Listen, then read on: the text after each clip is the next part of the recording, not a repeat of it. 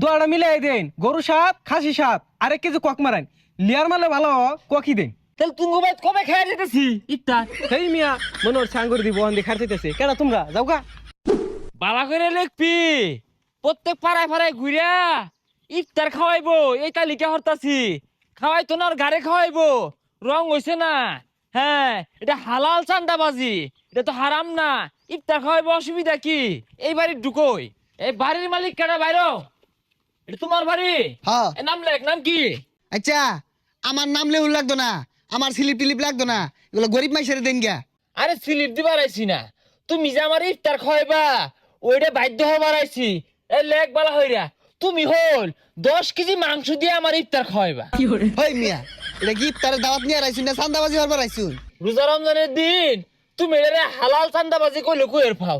তুমি আরে এইভাবে বলতে পারো না এটা চান্দাবাজি? হই মিয়া, রমজান মাস